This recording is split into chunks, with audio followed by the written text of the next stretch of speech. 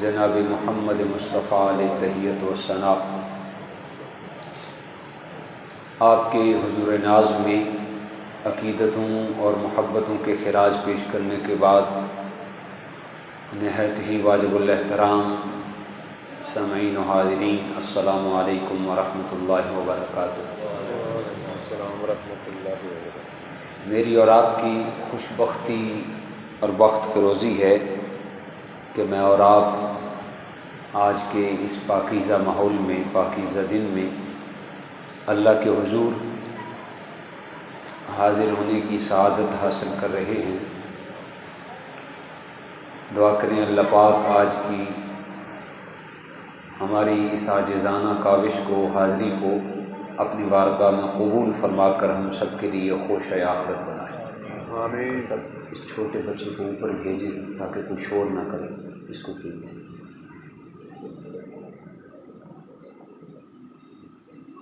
آپ جانتے ہیں کہ شعبان المعظم کا پہلا عشرہ مکمل ہونے پر دوسرا عشرہ شروع ہو چکا ہے۔ شعبان کے مہینے کے متعلق میرے اور آپ کے پیارے آقا جان عالم صلی اللہ علیہ وسلم نے اس انداز میں انسیت کا اور محبت کا اور مودت کا اظہار فرماتے ہوئے ارشاد فرمایا، شعبان شہری و رمضان اللہ، کہ شعبان میرا مہینہ ہے اور رمضان اللہ کا مہینہ ہے۔ حضور علیہ السلام 12 مہینوں کے سبھی دنوں کے اندر کثرت سے آپ عبادت فرمایا کرتے، ریاضت کرتے، مجاہدے کرتے، لیکن جب شعبان المعظم کا مہینہ آتا تو حضور علیہ السلام کی عبادات کے اندر بھی بہار آ جاتی۔ حضور جان عالم صلی اللہ علیہ وسلم نے ارشاد فرمایا، ابن ماجہ کی حدیث پاک ہے، حضرت سیدنا مولا علی المرتضیٰ کرم اللہ وجہ الکریم اس حدیث پاک کے راوی ہیں کہ حضور علیہ السلام رمضان کی تیاری کرنے کی وجہ سے شعبان کا پورا مہینہ آپ روزے رکھا کرتے، اور حضور علیہ السلام نے یہاں تک ارشاد فرمایا کہ جو بندہ شعبان کے شروع کے 3 روزے اور شعبان کے آخر کے 3 روزے رکھ لیتا ہے، قیامت کے دن اللہ پاک اسے بغیر حساب کے جنت میں مجدہ جاں فضا سنا دے گا، جنت میں داخل فرما دے گا۔ کیونکہ یہ روٹین ہے رمضان کی ریہرسل کے طور پہ اللہ پاک کے پیارے حبیب صلی اللہ علیہ وسلم نے اس مہینے کی اہمیت کو اجاگر کیا۔ آپ جانتے ہیں کہ رمضان کے جب روزے ہم رکھتے ہیں تو شروع کے 5-7 روزے ہوتے ہیں جو ہمیں مشکل فیل ہوتے ہیں، لیکن بعد میں جب پراپر روٹین بن جاتی ہے پھر بعد میں محسوس نہیں ہوتے۔ تو حضور علیہ السلام رمضان کی ریہرسل کے طور پہ آپ شعبان کے مہینے میں روزہ رکھا کرتے۔ اگر شعبان کے مہینے میں ہم نے روزے رکھ لیے، اپنے جسم کو عادی بنا لیا، تو رمضان کے روزے رکھنا ہم سب کے لیے آسان ہو جائے گا۔ رمضان کے روزے رکھنا فرض ہے، اور شعبان کے جو روزے رکھنا ہے یہ فرض نہیں ہے، یہ سنت ہے۔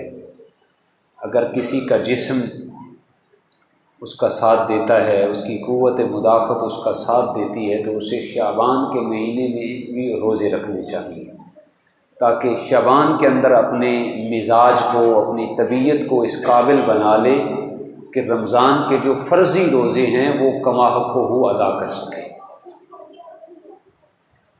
حضور علیہ السلام نے اس وجہ سے ارشاد فرمایا، شعبان شہری، شعبان میرا مہینہ۔ اس کا واضح مطلب یہ ہے کہ حضور علیہ السلام شعبان کے مہینے سے بڑا پیار کرتے، بڑی انسیت تھی حضور علیہ السلام کو، بڑی محبت تھی، اس وجہ سے کہ وہ رمضان کی تیاری میں یہ کارگر ثابت ہوتا تھا۔ رمضان کے فوائد حاصل کرنے میں شعبان کے مہینے کا بڑا رول ہے، بڑا عمل دخل ہے اس وجہ سے حضور علیہ السلام نے اپنی امت کو واضح طور پہ یہ ارشاد فرمایا کہ شعبان سے میں محبت کرتا ہوں، میرے امتیو تم بھی شعبان سے محبت کرنا۔ جو شعبان سے محبت کرتا ہے اللہ پاک پھر اسے رمضان کی محبت بھی عطا فرما دیتا ہے۔ تلاوت کلام سعید میں میں نے جو آیات آپ کے گوش گزار کی، ارشاد باری تعالیٰ ہے حامیم والکتاب المبین۔ آپ جانتے ہیں کہ حامیم حروف مقطعات میں سے ہے۔ حروف مقطعات ان حروف کو کہتے ہیں کہ جن کے معنی، مطالب اور مفاہیم کو کوئی نہیں سمجھ سکتا، ان کی توجیہ ممکن ہی نہیں، یا اللہ جانتا ہے یا اللہ کا حبیب جانتا ہے۔ آپ یوں بھی سمجھ سکتے ہیں کہ جو اللہ پاک نے اپنے حبیب سے راز و نیاز کی باتیں کرنا چاہیں تو وہ حروف مقطعات کے ذریعے سے کی۔ والکتاب المبین، قسم ہے روشن کتاب کی۔ انا انزلناہ فی لیلۃ مبارکہ، جس روشن کتاب کو ہم نے لیلہ مبارکہ میں نازل کیا۔ لیلہ مبارکہ سے مراد شعبان المعظم کی 15ویں رات ہے، جسے میں اور آپ شب برات کہتے ہیں، نصف شعبان کی رات۔ انا کنا منذرین، بے شک ہم ڈر سنانے والے ہیں۔ فیہا یفرق کل امر حکیم، اور اس رات کو شعبان کے مہینے میں ایک رات ایسی آتی ہے، اس کو ہم نے یہ شان، یہ عزت اور عظمت اور شان اور طاقت اور رفعت عطا کر دی ہے۔ فیہا یفرق کل امر حکیم، کہ اس رات کے اندر ہر حکمت والا کام تبدیل کر دیا جاتا ہے، اس کا فیصلہ فرما دیا جاتا ہے۔ حضرت عطا بن یسار رضی اللہ تعالیٰ عنہ حدیث پاک کے راوی ہیں۔ بسا اوقات کیونکہ ہمارے ہاں سہولیات اگر زیادہ ہوتی ہیں تو جہاں پہ ان کے فوائد ہوتے ہیں تو وہاں ان کے نقصانات بھی ہوتے ہیں۔ سوشل میڈیا کو آپ چاہے جس انداز میں استعمال کر لیں، اچھائی کی نیت سے استعمال کریں گے تو وہاں سے آپ اچھائی حاصل کر سکیں گے، اگر آپ برائی کی نیت سے استعمال کریں گے تو برائی حاصل کریں گے۔ تو سوشل میڈیا پہ آج کل یہ بھی، جب شبرات کا مہینہ، شعبان کا مہینہ آتا ہے، شبرات قریب آتی ہے، تو میرے جیسے جو نیم خواندہ اسکالر حضرات ہوتے ہیں وہ اپنی طرف سے تبصرے جھاڑنا شروع کر دیتے ہیں کہ شعبان کے اندر یہ جو رات آتی ہے شب برات، اس کی کوئی حقیقت نہیں، اس کے اندر اس کو کوئی خاصیت حاصل نہیں، اس کو کچھ بھی نہیں ہے، یہ عام راتوں کی طرح ایک رات ہے۔ تو گرامی قدر حضرات، دوستان عزیز، اللہ پاک نے اس شعبان کی رات کو یہ شان عطا کی۔ پہلی شان تو یہ ہے کہ اسے نسبت حاصل ہے قرآن کے ساتھ۔ فرمایا انا انزلناہ فی لیلۃ مبارکہ، کہ ہم نے اس لیلہ مبارکہ کے اندر قرآن نازل کیا۔ تو قرآن کے ساتھ نسبت حاصل ہوئی اور یہ رات برکت والی رات بن گئی۔ اللہ نے قرآن مجید کے اندر ارشاد فرمایا ہم نے برکت والی رات کے اندر قرآن نازل کیا۔ تو یہ میری اور آپ کی بات نہیں، کسی سکالر کی بات نہیں، یہ خالق لم یزل کی بات ہے کہ باقی راتیں بھی احسن ہیں، بہترین ہیں، خوبصورت ہیں، لیکن جس رات کو اللہ نے برکت والی رات قرار دیا یقیناً اس کے اندر برکات ہی برکات ہوں گی۔ تو یہ قرآن مجید سے یہ ثابت ہے کہ یہ رات برکت والی رات ہے۔ کمی ہے تو ہماری برکت حاصل کرنے میں کمی ہے۔ اللہ کی رحمتیں تو آواز دل ربا دیے جا رہی ہیں، ہے کوئی مجھ سے مانگنے والا وہ مانگے میں عطا کروں، لیکن ایک طرف ہم ہیں کہ ہم برکت لینے ہی نہیں چاہتے۔ اللہ فرماتا ہے ہم نے برکت والی رات کے اندر اس کلام کو نازل کیا۔ اور پھر دوسری فضیلت یہ بھی اللہ پاک نے خود اس کی بیان فرمائی، فیہا یفرق کل امر حکیم۔ اس رات کی شان یہ ہے کہ پورے سال کے اندر جو کچھ ہونا ہے، جو کچھ نہیں ہونا، جو کچھ کرنا ہے، جو کچھ نہیں کرنا، ہم اس رات کے اندر اس کا فیصلہ فرما دیتے ہیں۔ گویا کہ آپ یوں سمجھیں یہ خدائی بجٹ کی رات ہے۔ یہ جو لیلہ مبارکہ ہے آنے والی ہے، پیر والے دن، منگل کی رات ہوگی، پیر کا دن ہوگا، نصف شعبان، شب برات کی رات، یہ خدائی بجٹ کی رات ہے۔ فرمایا اس دن ہم ہر پورے سال کے اندر جو کچھ بھی ہونا ہوتا ہے ہم اس کا فیصلہ فرما دیتے ہیں۔ حضرت عطا بن یسار حدیث پاک کے راوی ہیں، اور امام ابو عیسیٰ ترمذی رحمہ اللہ نے تو اس رات کے متعلق پورا ایک چیپٹر باندھا جامع ترمذی کے اندر، اور آپ جانتے ہیں کہ ترمذی سیاستہ میں شامل ہے، سیاستہ سے باہر نہیں ہے۔ ہمارے ہاں جو اتھینٹک بکس ہیں حدیث پاک کی وہ 6 ہیں جنہیں ہم سیاستہ کہتے ہیں، بخاری ہے، مسلم ہے، اس کے بعد جامع ترمذی ہے، ابو داؤد ہے، سنن نسائی ہے، اور ابن ماجہ ہے۔ تیسرا نمبر جو ہے وہ جامع ترمذی کو، سنن ترمذی کو حاصل ہے۔ تو امام ابو عیسیٰ ترمذی نے پورا چیپٹر اس کا باندھا، باب ما جاء فی نصف شعبان، شب برات کے نام سے، شعبان کی نصف رات کے نام سے امام ترمذی نے پورا چیپٹر باندھا، اور اس کے اندر انہوں نے یہ حدیث پاک بھی کوٹ کی کہ حضرت عطا بن یسار فرماتے ہیں کہ اس رات کو اللہ نے یہ شان اور مقام دیا کہ اللہ پاک اسرائیل علیہ السلام کو از سر نو آرڈر دے دیتا ہے کہ اے اسرائیل، ایک رجسٹر دیا جاتا ہے، اس کے اندر سب کے نام ہوتے ہیں، اس آدمی نے، اس کا نام یہ ہے، اس کے والد کا نام یہ ہے، اس نے فلاں جگہ پہ مرنا ہے، فلاں ٹائم مرنا ہے، اور فلاں وقت مرنا ہے، اور فلاں جگہ پہ مرنا ہے۔ پوری ترتیب کے ساتھ ایک رجسٹر دے دیا جاتا ہے۔ میکائیل علیہ السلام کو رزق کے نئے سرے سے پیمانے اور آرڈر جاری کر دیے جاتے ہیں۔ اسرافیل علیہ السلام کو سورہ اسرافیل کی ازسر نو ڈپٹی لگا دی جاتی ہے، اور جبریل علیہ السلام کو بھی ازسر نو آرڈر دے دیے جاتے ہیں۔ تو ایک طرف ہم اپنے لہو و لعب میں مصروف ہوتے ہیں۔ حضور جان عالم صلی اللہ علیہ وسلم نے ارشاد فرمایا، حضرت عطا بن یسار راوی ہیں، آقا فرماتے ہیں ایک طرف اس رجسٹر کے اندر مردہ لوگوں کی لسٹ میں آدمی کا نام لکھ چکا ہوتا ہے، ایک طرف ہم اپنے ذہن کے اندر تخیلات کی دنیا میں ہم پروگرام بنا رہے ہوتے ہیں، فلاں دن ہم یہ کریں گے، فلاں دن یہ کام کریں گے، فلاں دن یہ کام کریں گے۔ آقا فرماتے ہیں حالانکہ اس کا نام مردوں کی لسٹ میں شامل ہو چکا ہوتا ہے۔ تو یہ خدائی بجٹ کی رات ہے۔ اس رات جو بھی اللہ کے حضور مانگ لیا جائے اللہ عطا فرماتا ہے۔ اس رات رحمتوں کے 3 اعلان ہوتے ہیں۔ آقا علیہ السلام خود ارشاد فرماتے ہیں، حضرت مولا علی کرم اللہ وجہ الکریم راوی ہیں، فرمایا جس کو یہ شعبان کی نصف رات میسر آ جائے اسے چاہیے کہ وہ ساری رات قیام کرے، قوموا لیلہا وصوموا نہارہا، ساری رات قیام کرے اور دن کو روزہ رکھے۔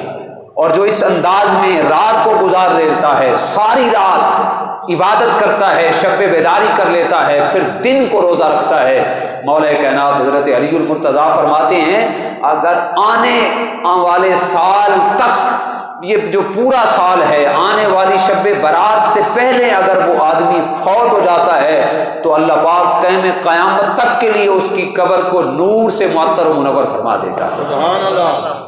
تو اس رات کو یہ شان حاصل، یہ میری بات نہیں ہے، مولا علی راوی ہیں، اور جامع ترمذی کی حدیث پاک ہے، اس کا میں نے ریفرنس کوٹ کیا۔ آقا علیہ السلام فرماتے ہیں باقی راتیں آتی ہیں تو رات کے آخری پہر میں رحمت برا ایک اعلان ہوتا ہے کوئی مجھ سے مانگنے والا مجھ سے مانگے میں اسے عطا کروں۔ آخری پہر، میرے جیسے لوگ تو نماز عشاء بھی بڑی مشکل پڑھتے ہیں، ہم سو جاتے ہیں، تہجد کہاں پڑھنی، کہاں نماز فجر کے بعد آنکھ کھلے یا نہ کھلے، ہم سو رہے ہوتے ہیں۔ فرمایا آخری پہر جب رات ختم ہونے کو ہوتی ہے اللہ کی رحمت کا ایک دروازہ کھلتا ہے۔ کتنے دروازے؟ اللہ کی رحمت کا ایک دروازہ کھلتا ہے، اور فرشتے اعلان کرتے ہیں، خالق و مالک اللہ اعلان نہیں کرتا، فرشتے اعلان کرتے ہیں رحمت کا دروازہ کھلا ہوا ہے، غفلت کی نیند میں سونے والوں ذرا اٹھو، اپنے اللہ سے مانگو۔ غفلت کی نیند سے بیدار ہو جاؤ، اٹھ جاؤ، رحمت کا ایک اعلان ہوتا ہے۔ تو حضور جان عالم صلی اللہ علیہ وسلم ارشاد فرماتے ہیں کہ باقی دنوں میں تو رحمت کا ایک دروازہ کھلتا ہے اور فرشتے اعلان کرتے ہیں۔ حضرت علی فرماتے ہیں جب شب برات کی رات آتی ہے تو اللہ کی رحمتیں آخری پہر کا انتظار نہیں کرتی کہ آخری پہر ہو تو رحمت کا دروازہ کھلے، نہیں، بلکہ حضرت علی فرماتے ہیں امام الانبیاء نے فرمایا جب شب برات کی رات آتی ہے، سورج غروب بعد میں ہوتا ہے، رحمت کے 360 دروازے پہلے کھل جاتے ہیں۔ سبحان اللہ، نعرہ تکبیر، اللہ اکبر، نعرہ رسالت، یا رسول اللہ، نعرہ تحقیق، حق جاریہ، نعرہ حیدری، یا علی، رحمت کے 360 دروازے کھل جاتے ہیں۔ باقی راتوں میں فرشتے اعلان کرتے ہیں۔ حضور جان عالم نے فرمایا شب برات کی رات سورج جب طلوع ہوتا ہے، رحمت کے 360 دروازے کھل جاتے ہیں، پھر اللہ اپنی شان کے مطابق آسمان دنیا پہ نزول اجلال فرماتا ہے، پھر 3 رحمتوں کے اعلان ہوتے ہیں۔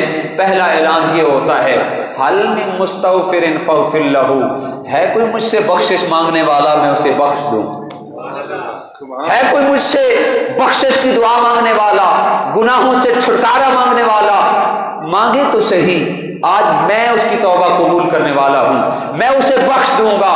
رحمت کا دوسرا اعلان ہوتا ہے حل من مسترزق فرزق لہ، ہے کوئی مجھ سے رزق کی فراخی مانگنے والا میں اسے رزق کی فراخیاں عطا فرما دوں، میں اسے رزق کی کشادگیاں عطا فرما دوں۔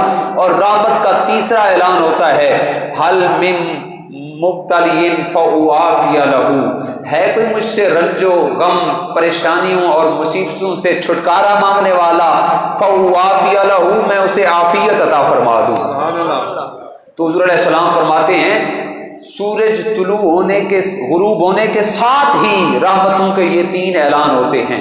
اور پھر یہ نہیں ہے کہ سورج طلوع غروب ہوا تو یہ اعلان شروع ہوئے، رات کے پہلے حصے تک ہوتے رہے، نہیں، بلکہ حضور فرماتے ہیں ساری رات رحمتوں کے یہ اعلانات ہوتے رہتے ہیں یہاں تک کہ صبح صادق ہو جاتی ہے۔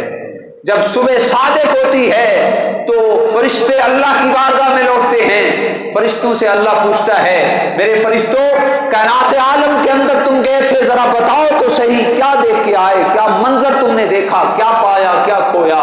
تو فرشتے عرض کرتے ہیں یا خالق و مالک اللہ، ہم زمین پہ گئے، کائنات کے چپے چپے پہ گئے، تیرے گھر کے اندر، مساجد کے اندر، محراب و منبر پر لوگ براجمان تھے، سب کی زبانوں پہ ایک ہی کلمہ جاری تھا، اے اللہ ہم گناہگار ہیں، ہماری بخشش و مغفرت فرما۔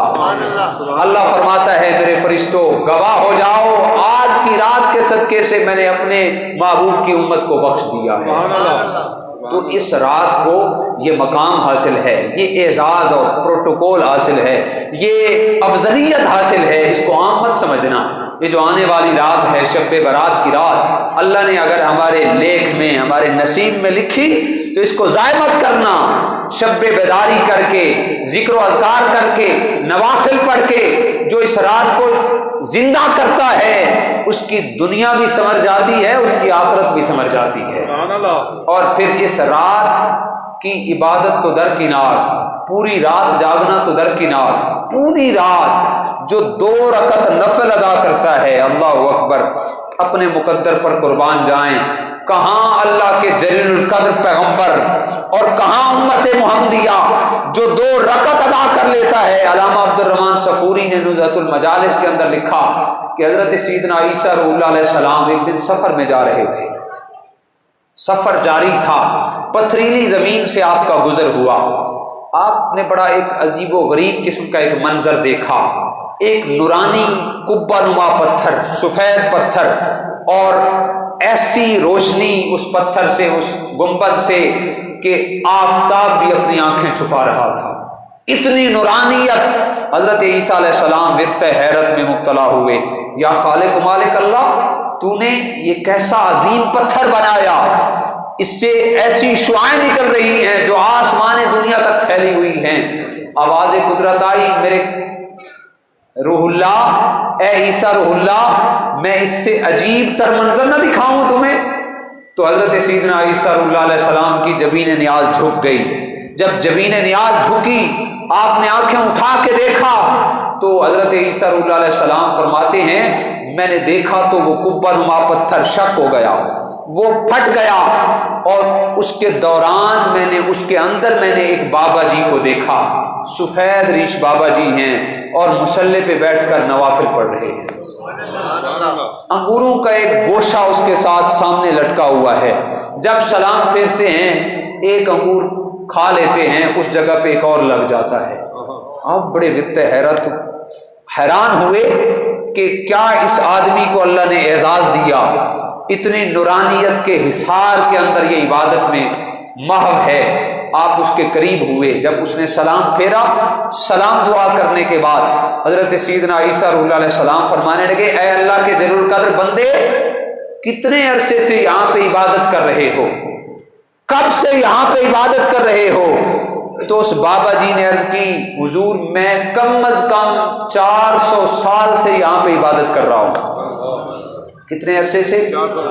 400 سال سے اس جگہ پر عبادت کر رہا ہوں۔ تو حضرت عیسیٰ روح اللہ علیہ السلام نے اللہ کی بارگاہ میں عرض کی مالک، اس سے بڑھ کر بھی کوئی خوش قسمت ہو سکتا ہے؟ اس سے بڑھ کر کوئی بھی اعزاز والا ہو سکتا ہے جو ہر قسم کی ریا سے پاک ہو کر، تکبر سے پاک ہو کر، خودی سے پاک ہو کر، ایک قبہ نما مکان کے اندر ساری دنیا سے بے نیاز ہو کر صرف تو جانتا ہے یا تیرا یہ بندہ جانتا ہے، عبادت میں یہ محو ہے، 400 سال سے یہ تیری عبادت کر رہا ہے، یا خالق اس سے افضل کون ہو سکتا ہے؟ آواز قدرت آئی میرے موشک، اے میرے عیسیٰ روح اللہ علیہ السلام، اس سے بھی میں تمہیں عجیب تر عالم نہ دکھاؤں؟ جبین نیاز جھک گئی، عرض کی یا اللہ اس سے بلند بالا شان والے کون ہوں گے؟ تو آواز قدرت آئی اے میرے عیسیٰ روح اللہ علیہ السلام، تمہارے بعد میرا آخری نبی آئے گا، امام الانبیاء آئے گا، اس کائنات کی جان ہوگی، جان کائنات ہوگی، امام الانبیاء ہوں گے، میں انہیں ایک امت عطا کروں گا، اس امت کو میں ایک رات ایسی عطا کروں گا جسے شب برات کی رات کہا جائے گا، نصف شعبان کی رات میں عطا کروں گا۔ اس رات میرے محبوب کا امتی اگر 2 رکعت نفل ادا کر لے، مجھے عیسیٰ تیرے رب ہونے کی قسم ہے، اس میرے محبوب کے امتی کی 2 رکعتیں ایک طرف اور اس عابد اور زاہد کے 400 سال کی عبادت ایک طرف، پھر بھی میرے محبوب کے امتی کی 2 رکعت کی نفل زیادہ افضل اور اعلیٰ ہوں گی، زیادہ افضل اور اعلیٰ ہوں گی۔ حضرت سیدنا عیسیٰ روح اللہ علیہ السلام نے جب یہ سنا، بارگاہ عزتی کے اندر عرضگزار ہوئے یا خالق اتنی اعزاز والی بات اس نبی کو عطا کی، اس نبی کی امت کو عطا کی، یا لیتنی من امت احمد، کاش اے اللہ مجھے نبی نہ بناتا، مجھے اس امام الانبیاء کا امتی بنا دیتا۔ سبحان اللہ۔ یا لیتنی من امت احمد، یا اللہ مجھے احمد مصطفیٰ محمد مجتبیٰ کا امتی بنا لیتا۔ تو یہ رات ایسی عظیم رات ہے، اس رات کے فیض و برکات کو دیکھ کر اللہ کے نبی بھی دعائیں کر رہے ہیں، کاش میں امت محمدیہ میں ہوتا۔ اس کو عام مت سمجھنا، اس کو ویسے ضائع مت کر دینا۔ ساری رات اگر آپ عبادت نہ بھی کر سکیں، کم از کم 2 گھنٹے للہیت کے ساتھ، خشوع و خضوع کے ساتھ، اگر 2 گھنٹے نہ بھی صحیح، اگر 2 رکعت بھی اس انداز میں ادا کر لیں، اللہ کی عزت کی قسم تمہاری آخرت کامیاب و کامران گزر جائے گی۔ اور پھر اس رات کو اللہ نے یہ شان عطا کی، اس رات کے اندر امام الانبیاء کثرت سے یہ دعا مانگا کرتے۔ حضرت اما عائشہ صدیقہ نے عرض کی یا رسول خدا، اگر اس رات کو جو آدمی پا لے، اگر ہم اس رات کو پالیں تو اس رات ہم کیا پڑھا کریں؟ تو حضور علیہ السلام نے ارشاد فرمایا اے عائشہ، اگر اس رات کو پالو تو کثرت کے ساتھ یہ دعا مانگا کرو، اللہم انک عفو تحب العفو فاعف عنا یا غفور یا غفور یا غفور، اللہم انک عفو، اے اللہ مجھے معاف فرما، اے اللہ تو معاف کرنے والا ہے اور معاف کرنے کو تو پسند کرتا ہے، یا اللہ بس مجھے بھی معاف فرما۔ تو حضور علیہ السلام کثرت سے یہ دعا مانگا کرتے تھے۔ پھر اگر یہ رات مجھے اور آپ کو میسر آئے تو رات کے آخری پہر قبرستان بھی جانا چاہیے۔ یہ بھی حضور علیہ السلام کا سنت طریقہ ہے۔ حضرت عائشہ صدیقہ عرض کرتی ہیں، فرماتی ہیں کہ جب نصف شعبان کی رات تھی، میں نے حضور علیہ السلام کو اپنے بستر پہ موجود نہ پایا تو پریشان ہو گئی۔ میرے ذہن کے اندر وسوسہ ہوا شاید آقا کسی اور خاتون کے گھر تشریف لے گئے ہیں۔ میں حضور علیہ السلام کو ڈھونڈتے ڈھونڈتے سب ازواج کے گھروں میں گئی، حضور علیہ السلام کو نہ پایا تو میں بقیع کے اندر گئی، جنت البقیع قبرستان کے اندر پہنچی۔ میں وہاں پہ جا کے کیا دیکھتی ہوں کہ حضور علیہ السلام نے اپنا سر آسمان کی جانب بلند کیا ہوا تھا اور اللہ سے رو رو کر حضور دعا مانگ رہے تھے۔ جب حضور علیہ السلام نے مجھے دیکھا، یعنی حضرت اما عائشہ صدیقہ کو دیکھا، تو حضور علیہ السلام نے عائشہ کو دیکھتے ہوئے فرمایا، عائشہ کیا تم نے یہ سمجھ لیا تھا کہ میں نے تمہارے ساتھ بددیانتی کی ہے، میں کسی اور خاتون کے ہاں تشریف لے گیا ہوں؟ تو حضرت اما عائشہ عرض کرتی ہیں، بندہ نواز میں کیا ہوں، میری رضا تو آپ کی رضا میں ہے، آقا جہاں آپ جانا چاہیں مرضی ہے آپ کی، میں کون ہوتی ہوں؟ تو حضور علیہ السلام نے فرمایا، عائشہ سن لو، یہ نصف شعبان کی رات ہے، آج کی یہ رات شب برات کی رات ہے، آج کی رات میرے اللہ نے مجھ سے وعدہ کیا ہے کہ آج کی رات میرا اللہ قبیلہ بنو کلب کی ریوڑ کی بکریوں کی تعداد کے اندر، بکریوں کے اوپر جو بال ہیں ان بالوں کی تعداد کے مطابق میرا اللہ میری امت کے گناہگار لوگوں کی بخشش فرما دے گا۔ سبحان اللہ۔ اور قبیلہ بنو کلب پورے مدینے کے اندر بکریاں پالنے میں بڑا مشہور تھا، اور اس قبیلے کے اندر جو بکریاں تھیں وہ ایسی بکریاں تھیں ان کے بال بڑے مشہور تھے جو گنے نہیں جا سکتے تھے۔ تو حضور علیہ السلام نے فرمایا، آج کی رات کے تصدق سے میرے اللہ نے وعدہ کیا ہے قبیلہ بنو کلب کے بکریوں کے بالوں کی تعداد میں میرا اللہ میری امت کے گناہگاروں کی بخشش فرمائے گا۔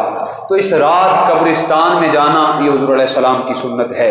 اچھا، اس رات کے اندر اگر فیوز و برکات اس کے بہت زیادہ ہیں، اس کے انعام و اکرام زیادہ ہیں، تو ہمارے ہاں معافی زمانہ رسم و رواج کے نام پہ بہت ساری لغویات بھی اس کے اندر شامل ہو چکی ہیں۔ کیا ہوتا ہے جی، ہمارے ہاں جو ینگ جنریشن ہے، ہمارے بچے ہیں، وہ اس رات بڑے زور شور سے پٹاخے بجا رہے ہوتے ہیں، یہ از حد کبھی فعل ہے۔